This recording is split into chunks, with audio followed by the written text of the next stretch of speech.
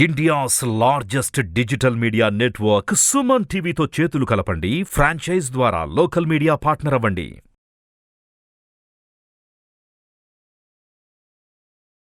అదే గురుగారు, ప్రత్యేకించి గ్రహణం సమయంలో అంటే పట్టు విడుపుల సమయాలలో పాటించవలసిన నియమాలు ఏమిటండి? ప్రతి ఒక్కరూ విధిగా ఈ పనులు చేయాలి అంటూ ఏమన్నా ఉంటాయా అసలు? గ్రహణం పట్టినటువంటి సమయాల్లో అందరూ చెప్తున్నటువంటి ప్రధానమైనటువంటి అంశం ఏమిటంటే ఆహారానికి సంబంధించినటువంటి ఒక నియమాన్ని చెప్తారు.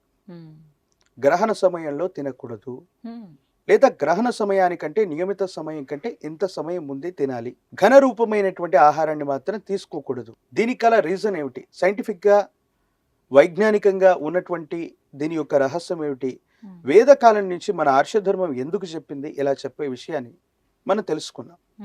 ఎవరైనా సరే వీళ్ళు స్త్రీలు, వీళ్ళు పురుషులు అని మనం ఎలా కనుక్కుంటాం? మనిషి భౌగోళికమైనటువంటి రూపం అంతా కూడా ఒకే విధంగా ఉంటుంది అనుకుందాం, ఒకే వేషధారణ వేసుకుందాం అనుకున్నాం. వీరు స్త్రీలు, వీరు పురుషులు అని చెప్పటానికి మనిషి యొక్క భౌతికమైనటువంటి స్వరూపంలో అనాటమీ, ఆ భౌతికపరమైనటువంటి దేహం, ఆ అనాటమీలో ఒక ప్రత్యేకమైన నిర్మాణం ఉంది. ఏంటో తెలుసా? మనం ముక్కు ద్వారా శ్వాసిస్తాం. ప్రతి మనిషికి కూడా శ్వాసక్రియ జరుగుతుంది. పురుషులకి ఉదర వితానం శ్వాసక్రియ జరిగేటప్పుడు ఈ పొట్ట భాగంలో కదలికలు ఉంటాయి. స్త్రీ సంబంధమైనటువంటి వ్యక్తులకి పక్కటెముకల్లో మాత్రమే శ్వాసక్రియ జరుగుతుంది. ఆ పక్కటెముకలు సంకోచించడం, సంకోచ సడలికల ద్వారా మాత్రమే శ్వాసక్రియ జరగటం మనం చూస్తూ ఉంటాం. ఇది ప్రత్యేకంగా మనిషిలో ఉన్నటువంటి శ్వాసక్రియను బట్టి వీళ్ళు స్త్రీలు, వీళ్ళు పురుషులు అనే నిర్ణయం అన్నటువంటిది శ్వాస వ్యవస్థ ద్వారా జరిగింది. ఈ విషయం చాలా వైజ్ఞానికంగా మనం పూర్తిగా తెలుసుకోకపోతే మనకి తెలియదు. గ్రహణానికి సంబంధించినటువంటి ఈ విషయం, ఈ శ్వాసక్రియ మీద ఒక ప్రధానమైనటువంటి నియమం ఆధారపడి ఉంది. ఎందుకు తినకూడదు అనేటువంటి అంశం. సాధారణంగా గ్రహణ సమయం ఏర్పడినటువంటి సందర్భంలో మీరు ఆహారాన్ని తీసుకోకూడదు అని చెప్తారు. కానీ శాస్త్రం ఏం చెప్పిందో తెలుసా? ఇది అందరికీ వర్తించేటువంటి ధర్మం కాదు. ప్రధానంగా రిప్రొడక్షన్ అంటే పునరుత్పత్తి జరిగేటువంటి పరిస్థితుల్లో, అంటే ప్రెగ్నెంట్ లేడీస్ ఉంటారు కదా, గర్భిణీగా ఉన్నటువంటి స్త్రీల యొక్క విషయంలో మాత్రం తప్పనిసరిగా ఆహారాన్ని స్వీకరించకూడదు గ్రహణ సమయంలో అని చెప్పబడ్డది. ఎందుకు గర్భిణీ స్త్రీలకి ఇలా చెప్పారు? లేకపోతే ఆహారం ఆ సందర్భంలో తీసుకుంటే ఏమవుతుంది? ఇప్పుడు మనం చెప్పాం, ప్రపంచంలో ఉన్నటువంటి సౌరశక్తి కానీ, చంద్రుడికి సంబంధించినటువంటి శక్తి కానీ ఈ గ్రహణ సమయంలో చాలా తక్కువగా భూమండలం మీదకి వస్తాయి. ఈ రెండూ కూడా ప్రతి మనిషి మీద 84 లక్షల చరాచర జీవకోటి మీద కూడా మనకు ఉంటూ ఉంటాయి. ఆ విషయం మనకు తెలుసు. మరి ఆ వ్యవస్థలో ఆ సౌరశక్తి కానీ, చంద్రుడికి సంబంధించినటువంటి శక్తి కానీ బలహీనంగా ఉన్నటువంటి సందర్భంలో వారి యొక్క శరీరం అనీజీగా ఉంటుంది. చంద్రుడు మనఃకారకుడు, మన మనసులో ఉన్నటువంటి ఎమోషన్స్ ని ప్రభావితం చేసేటువంటి తత్వం. మీరు సాధారణంగా సంతోషకరంగా ఉన్నటువంటి సందర్భంలో మీ చేతి యొక్క దస్తూరి ఒక రకంగా ఉంటుంది. ఆందోళనతో కూడినటువంటి సందర్భంలో మీ చేతి రాత కూడా మరో రకంగా ఉండేటువంటి అవకాశం ఉంది. అంటే మనిషి యొక్క మానసికమైనటువంటి సంఘర్షణలు ఎన్నో రకాలైనటువంటి హార్మోన్స్ విడుదల అవ్వటానికి, ఎన్నో రకాలైనటువంటి జీవన క్రియల్లో సమతుల్యత ఏర్పడడానికి, తగ్గిపోవడానికి కూడా కారణమవుతుంది. ఇక పునరుత్పత్తికి సంబంధించి శ్వాస వ్యవస్థ జరుపుతున్నప్పుడు ఇప్పుడే చెప్పుకున్నాం, స్త్రీలకి పక్కటెముకల ద్వారా అంటే సంకోచ సడలికలు జరుగుతూ ఉన్నటువంటి సందర్భంలో శ్వాసక్రియ జరుగుతుంది. ఈ శ్వాసక్రియ జరుగుతూ ఉన్నప్పుడు ఆ విశ్వ చైతన్య శక్తి సరిగ్గా రానప్పుడు, తక్కువగా లభిస్తూ ఉన్నటువంటి సందర్భంలో ఆ ఎముకల మీద విపరీతమైన ఒత్తిడి ఉంటుంది. దీని ప్రభావం గర్భస్థ శిశువు మీద, ఆ బిడ్డ మీద పడుతుంది. గర్భస్థ శిశువులు వాళ్ళంతటి వాళ్ళు శ్వాసక్రియ జరపలేరు. జరాయువులో ఉన్నటువంటి నాభిరజ్జువు ద్వారా తల్లికి బిడ్డకి ఉన్నటువంటి ఆ సంబంధం ద్వారా శ్వాస వ్యవస్థని, తిండిని వారు తీసుకోగలుగుతారు. ఈ విపరీతమైనటువంటి ఒత్తిడి కారణంగా మళ్ళీ వాళ్ళు ఘనరూపమైనటువంటి ఆహారాన్ని తీసుకొని ఉంటే మళ్ళీ వాళ్ళ ఉదర భాగంలో జీర్ణ వ్యవస్థ మీద తెలియనటువంటి మరింత ఒత్తిడి పడుతుంది. దీనివల్ల బిడ్డకు సంబంధించినటువంటి విషయంలో ఏవైనా ఇబ్బందులు తలెత్తే అవకాశం మనం చూస్తుంటాం. గ్రహణ మొర్రి అనేటువంటి ఒక అంగవైకల్య సమస్యను మనం చూస్తూ ఉంటాం. వారి ముక్కు, నోరు, పెదవులు. చాలా మంది వైజ్ఞానికులు సైన్స్ మాత్రమే ఉంది గ్రహణ సమయం గురించి చెప్పేవాళ్ళు చాలా మంది చెప్తుంటే, మరి వైజ్ఞానికంగా గ్రహణ మొర్రి అన్నటువంటి ఒక విచిత్రవంతమైనటువంటి అంగవైకల్యం మనం చూస్తున్నాం కదా. దానికి గ్రహణమురి అని కాకుండా వేరే పేరెవరు కూడా సూచించలేదు కదా. మరి వాస్తవికమైనటువంటి పరిస్థితుల్లో ఈ గ్రహణ సంబంధమైనటువంటి ఇబ్బంది వల్ల ఇలాంటి అంగవైకల్యమైనటువంటి చర్యలు ఏర్పడేటువంటి అవకాశం ఉంది. కాబట్టి గ్రహణ సమయంలో ఏం చెప్పారంటే ప్రధానంగా తినకూడదు. మనిషికి సంబంధించింది ఆ జీర్ణ వ్యవస్థకు సంబంధించిన విషయాల్లో కానీ తీవ్రమైనటువంటి ఒత్తిడి కలిగించేటువంటి పనులు ఏవి కూడా చెయ్యరాదు. కేవలం గర్భిణులకు మాత్రమేనా అండి? మిగతా వారందరూ తీసుకోవచ్చా ఆహారం? ప్రధానవంతమైనటువంటిది గర్భిణీ స్త్రీలు మాత్రం తప్పకుండా తీసుకోకూడదు. సాధారణమైనటువంటి వారు కూడా ఆహారాన్ని ఎందుకు తీసుకోకూడదు అన్న విషయాన్ని కూడా చెప్పుకున్నాం. ఇప్పుడు మీరు నాకు ఒక మంచి పండుని ఫలాన్ని నాకు ఇచ్చారు. నేను వెంటనే ఆ పండుని కట్ చేసి ఆహారంగా స్వీకరిస్తే అది నాకు శరీరంలో జీర్ణమవుతుంది. ఓ గంట పాటు దాన్ని అలాగే ఉంచితే దాని తాజాదనాన్ని కోల్పోతుంది. ఇంకో 2 గంటల తర్వాత 4 గంటల తర్వాత దానిలో ఉన్నటువంటి విశేషవంతమైనటువంటి న్యూట్రియన్స్ అనివ్వండి, దాంట్లో ఉన్నటువంటి తాజా గుణం అవనివ్వండి, లేదా దానికి ఉన్నటువంటి ఆ వాల్యూస్ అనేది కోల్పోతుంది. బికాస్ దానికి ఉన్న కారణం ఈ పంచభూతాల్లో ఉన్నటువంటి శక్తి దాన్ని అబ్జర్వ్ చేసేటువంటి గుణం. నెగిటివ్ వైబ్రేషన్స్ ఎక్కువగా ఉన్నప్పుడు, గ్రహణ సంబంధమైనటువంటి స్థితిగతులు అధికమవుతూ ఉన్నప్పుడు నీటిని, సముద్రాన్ని, పంచభూతాల్ని, ప్రకృతిలో ఉన్నటువంటి ప్రతి పదార్థాన్ని కూడా ప్రభావితం చేస్తూ ఉన్నప్పుడు అవి వేగవంతంగా రసాయన చర్యలకు కారణమవుతూ ఉంటాయి. అటువంటి స్థితిగతుల్లో ఉన్నటువంటి పరిస్థితుల్లో అత్యవసరమైతే ద్రవరూప ఆహారాన్ని తీసుకోమన్నారు. తర్వాత ఘనరూపమైనటువంటి ఆహారాన్ని నిషిద్ధం అని చెప్పారు. పైపెచ్చు గ్రహణ సమయానికంటే ముందు వండినటువంటి అన్నం, గ్రహణ సమయానికంటే కూడా ముందు తయారు చేసినటువంటి ఆహార పదార్థం, ఇది గ్రహణ సమయంలో ఒకవేళ ఆ రేస్ కనుక డైరెక్ట్గా దాని మీద పడి ఆ నెగిటివ్ వైబ్రేషన్స్ వల్ల అది మళ్ళీ రకరకాలైనటువంటి రసాయనికమైనటువంటి చర్యల వల్ల మనుష్య శరీరానికి ఇబ్బంది కలిగించేటువంటి అవకాశం కూడా లేకపోలేదు. కాబట్టి గ్రహణ సమయం అయిపోయే వరకు కూడా ఆహార పదార్థాలు సంపూర్ణంగా నిషిద్ధం అని చెప్పారు. అట్లాగే నిద్రపోవటం, మనిషికి సంబంధించినటువంటి నిద్ర అన్నటువంటిది గ్రహణ సమయంలో నిషిద్ధంగా చెప్పబడ్డది. మనిషి అద్భుతంగా తనకు తెలియకుండానే పతంజలి యోగ శాస్త్రాల్లో మిగతా ఇవన్నీ చెప్తాయి. మనిషి ధ్యాన నిమగ్నుడై ఉండాలి, యోగాభ్యాసాలను చేయాలి, ధ్యానం చేయాలి.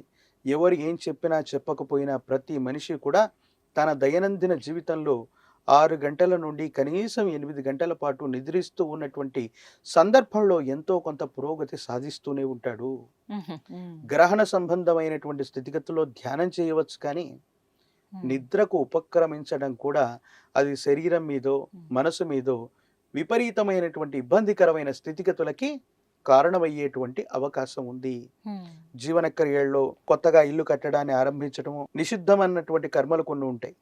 అలాగే జీవితానికి సంబంధించినటువంటి జీవన క్రియలు ఇలాగ తినటం, నిద్రపోవటం, స్నానం చేయటం, ఇవన్నీ కూడా గ్రహణం సంభవిస్తూ ఉన్నటువంటి సందర్భంలో నిషిద్ధంగా శాస్త్రాలు చెప్పాయి.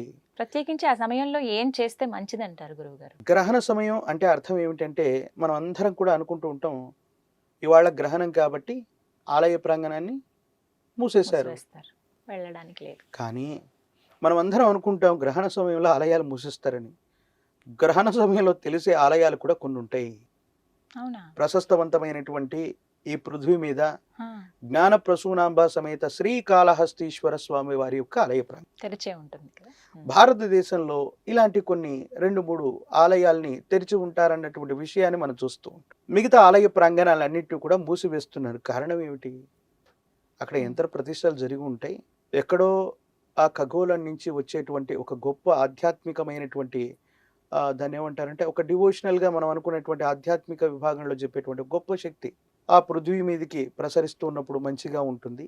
ఈ చెడు సమయాల్లో అటువంటి రేస్ ఏవైనా కూడా ఆలయం మీద, మూలమూర్తి మీద, యంత్రాల మీద పడ్డప్పుడు ఆలయానికి అందరూ వస్తూ ఉంటారు కదా, ఆ విధమైనటువంటి నెగిటివ్ ఫోర్స్ వాళ్ళ మీద కూడా వస్తుంది.